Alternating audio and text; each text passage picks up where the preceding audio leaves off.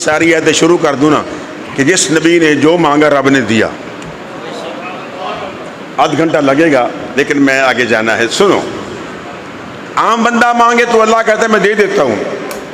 عجیب ہو, ایک نکتہ عرض کر دوں, رب سے ساری زندگی مانگتے رہو, دے گا تو ضرور, مگر جب نبی کے وسیلے سے مانگو گے نا تو پھر جلدی مل جائے گا. اس کا طریقہ یہ ہے کہ اول بھی درود, آخر بھی اونچے بولو درود. درود شریف پڑھ لو تو انشاءاللہ دعا مانگو تو کرم ہوگا. سنی پہلے بھی درود شریف پڑھتے ہیں, آخر میں بھی درود شریف پڑھتے ہیں. اذان پڑھتے ہیں تو درود شریف پہلے پڑھتے ہیں, اذان ختم ہوتی ہے تو درود شریف پڑھتے ہیں. یہ اذان کا جز نہیں ہے, لیکن پڑھتے کیوں ہے؟ نبی سے پیار ہے. نبی کے دیوانوں سنو, یہاں سے نکات بڑے نکلتے ہیں. میں آگے چلنا چاہتا ہوں, خطیبانہ انداز میں چھوڑ رہا ہوں. میں ابھی ترجمہ کیا ہے, فرمایا اجیب دعوت الداعی اذا دعان. اگر یہاں میں شرط جزا کو شروع کر دوں نا تو وہ نحو کا مسئلہ سامنے آئے گا. جزا کیا ہے, شرط کیا ہے؟ میں قبول کر لیتا ہوں دعا مانگنے والے کی دعا کو, زیور قبولیت سے آراستہ کر دیتا ہوں. اے بندے تیرا کام ہے مانگنا, میرا کام ہے عطا کرنا. ان الدعاء موقوف بین السماء والارض. جب تک میرے آقا پر درود شریف نہ پڑھا جائے دعا معلق رہ جاتی ہے آسمان و زمین کے درمیان. وہ دعا مانگنے والوں اول بھی درود شریف پڑھ لیا کرو, آخر میں بھی درود شریف پڑھ لیا کرو. اب سنو, دعا کی بات آئی, فرمایا ربنا اغفر لنا ولاخواننا الذین سبقونا بالایمان.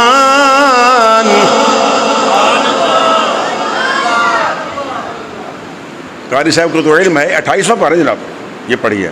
اے میری اللہ پروردگار, اغفر امر کا صیغہ ہے, امر وجوب کے لیے بھی آتا ہے. یا اللہ ہماری بخشش فرما. آمین تو کہہ دو یار.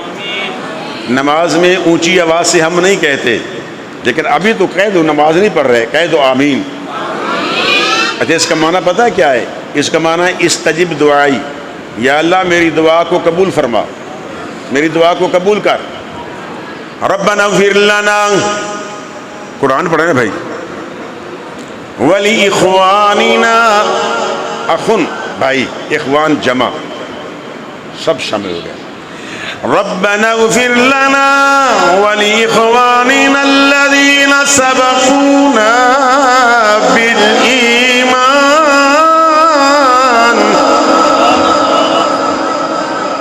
قرآن کو قرآن کر کے پڑھو نہ تو رحمتیں آئیں گی. اگر قرآن کو قرآن کر کے نہ پڑھو پھر بجائے رحمت کے لعنت آئے گی. والقرآن یلعنہ, تو کم از کم زیادہ نہ صحیح تو قرآن کو معروف تو کر کے پڑھ لو نا.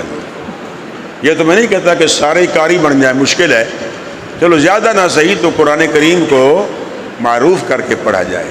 اغفر لنا ولاخواننا الذین سبقونا بالایمان.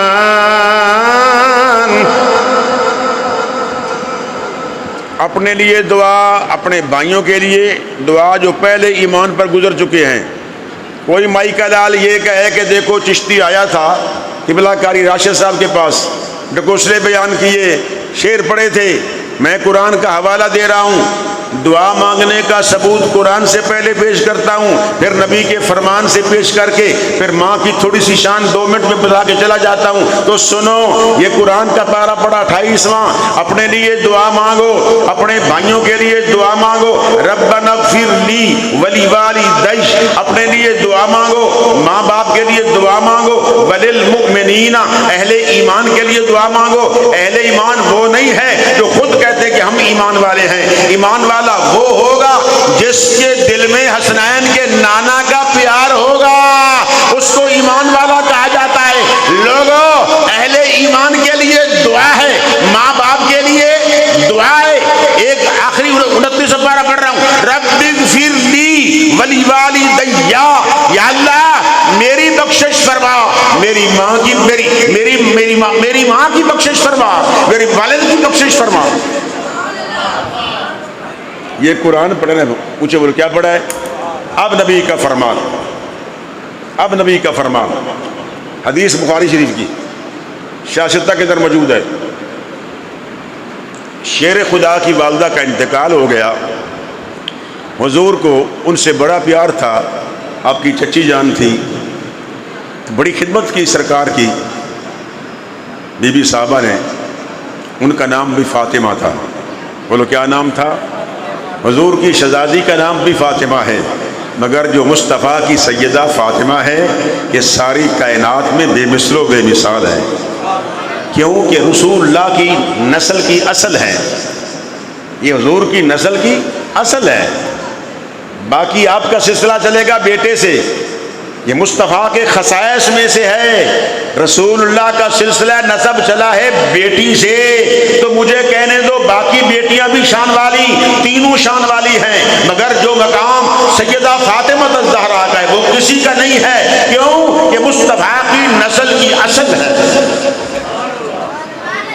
کون سبحان اللہ. مصطفیٰ کا گھرانہ ہی نور ہے. بولو مصطفیٰ کا گھرانہ ہی. حضور کی بیٹیاں بھی. اچھا, عثمان غنی کو ذی النورین کیوں کہتے ہیں؟ علماء سے سوال نہیں ہے, علماء سے سوال نہیں ہے, آپ سے سوال نہیں ہے, طلباء سے ہے. بھئی ذی النورین یا ذی النورین کیوں کہتے ہو؟ اس کا جواب یہی ہوگا نا کہ ان کے گھر میں نبی کی 2 بیٹیاں تھیں. بولو, جس کے گھر میں نبی کی یکے بعد دیگرے 2 بیٹیاں آ جائیں, ایک گھر میں بیک وقت 2 بیٹیاں جمع نہیں ہو سکتی. وان تجمعوا بین الاختین, یہ حرام ہے, یہ حرام ہے. یکے بعد دیگرے, ایک کے پردہ کرنے کے بعد دوسری آئی تو کہا ذی النورین, 2 نور والے. تو مجھے کہنے دو تاجدار بریلی فرماتے ہیں, فرمایا سونے تیری نسل پاک میں ہے بچہ بچہ نور کا. اے مذاق دے کاجل والے, اے ودوہا دے مکھڑے والے, اے ساری کائنات دے شہنشاہ ید اللہ دے سونے ہتھاں والے, سونے تیری نسل پاک میں ہے بچہ بچہ نور کا تو ہے, میں نور تیرا یہ سب گھرانہ نور کا تو ہے, میں نور تیرا یہ سب گھرانہ. قد جاءکم من اللہ نور اول ما خلق اللہ نوری, تو ہے اے نور تیرا یہ سب گھرانہ نور. بھئی تھکے تو نہیں بیٹھے ہو؟ بولو تھک گئے ہو؟ ہاتھ کھڑے کرو جو تھکے بیٹھے ہو. بڑے سیانے ماشاءاللہ. پھر راشد صاحب کے شاگرد ہیں جی, تو یہ پھر ہر نقطہ سمجھتے ہیں. ہیں بچے مگر پکے ہیں. بولو کیا ہیں؟ پکے ہیں. ان سے قرآن پوچھو تو انشاءاللہ ان کو فر آئے گا. میں نے کئی بچوں سے سنا ہے قرآن فر آتا ہے. اب کئی لوگ کہتے ہیں یہ فلاں جگہ بھیجو فلاں جگہ بھیجو. یار تم ہمارے پاس بھیجو, کیوں نہیں بھیجتے؟ ادھر دیکھو انشاءاللہ 7 سال کا بچہ قرآن کا حافظ بن جائے گا. کبھی کوشش تو کرو. پھر وہ بچہ قبیلے کے 70 افراد کی سفارش کرے گا. بولو بچی ہو بچہ ہو 70 افراد کی سفارش کرے گا. اور دوسری بات البسا والدہ ہو تاجئی یوم القیامہ ضوءہ احسن من ضوء الشمس, ماں باپ کے سر پر نوری تاج رکھا جائے گا. پوچھا جائے گا مولا یہ کون لوگ ہیں؟ جواب آئے گا جن کے بچے دنیا میں قرآن پڑھتے تھے, آج ان ماں باپ کے سروں پر نوری تاج رکھا گیا ہے, اس کی روشنی شمس سے زیادہ ہوگی. آپ سمجھتے ہیں کہ سورج کو ڈائریکٹ تم 12 بجے نہیں دیکھ سکتے, وہ اتنی حدت ہوتی ہے. فرمایا وہ نوری تاج چمکنے والا ہوگا. جو قرآن پڑھے اس کے سر پر تو تاج ہو نور کا, اور جو کملی والا اس کو کہو جی وہ تو نور ہی نہیں ہے, نور کا انکار ہو رہا ہے, لہذا نور تمہیں نہیں ملے گا. تیرے پاس تھوڑا جا نور ہے, تو اوپر دیکھتا ہے تو آسمان اول تک تیری نگاہ جاتی ہے. مصطفیٰ دیکھے تو فرمایا, اوپر دیکھے تو عرش معلیٰ سے پار نگاہ جاتی ہے, نیچے دیکھے تو لوح